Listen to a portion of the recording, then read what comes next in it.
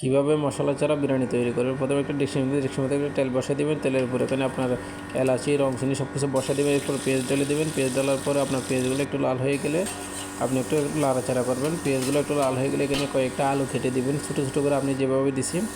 এরপরে কয়েকটা কাঁচামরিচ দিয়ে দিবেন। এই কাঁচামরিচগুলো একটু একটু একটু আলুগুলো একটু হয়ে আসলে তারপর এখানে আপনার 4-5টা টমেটো দিয়ে দিবেন। টমেটো দিয়ে হয়ে গেলে আপনি একটু স্বাদ মতো একটু লবণ দিয়ে দিবেন। এই টমেটো যখন একটু নরম হয়ে যাবে সাথে সাথে আপনি আদরক রসুন এগুলো পেস্টগুলো একটু ঢেলে দেবেন। ঢেলে দেওয়ার পর আপনার এখন একটু নাড়াচাড়া করবেন। এরপরে আপনি একটু নাড়াচাড়া করার পর এরপরে দিয়ে দিবেন আপনার একটা ম্যাগি দেওয়ার পর আপনি একটু নাড়াচাড়া করবেন। নাড়াচাড়া করে শুধুমাত্র দিয়ে দেবেন এখানে জিরা পাউডার আর একটু কালা মরিচের পাউডার, ব্ল্যাক পেপার। আর কোনো ধরনের মশলা এখানে লাগবে না, শুধুমাত্র জিরা পাউডার, ব্ল্যাক পেপার।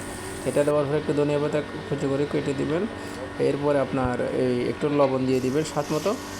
এরপর আপনার ধনিয়া পাতা দেওয়ার পরে আপনার চাউল পরিমাণ পানি দিবেন। আপনি চাউল যত কেজি বানান অত পরিমাণ আপনি পানি দিবেন। এর আগে একটু আপনি দই দিয়ে দিবেন। দই আপনি দেখেন এখানে ভিডিওতে সব দেখতে পাচ্ছেন। দই দিয়ে দিবেন। দই দেওয়ার পরে আপনি পানিটা একটু ঢেলে দেবেন।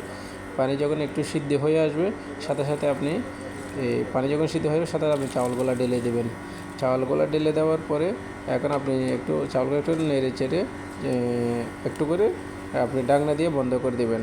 বন্ধ করে দেওয়ার পর আপনি চুলোর আঁচটা একটু ছোটো করে দিবেন। এরপর আপনার 5 মিনিট পর আবার আপনার একটু খুলে আবার একটু দেখবেন। দেখে একটু নাড়াচাড়া করে দেখবেন আপনার পানি অনেক কমে আসছে।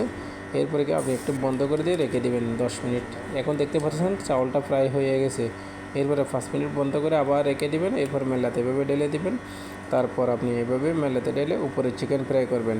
এটার সাথে চিকেন ফ্রাই ভালো হবে। চিকেন ফ্রাইটা শুধুমাত্র আদরক, রসুন, লাল মরিচের পাউডার দিয়ে একটু এখানে রেখে আপনার এইভাবে তেলে ফ্রাই করে নিয়ে ওটার সাথে খেতে খুব মজা হবে।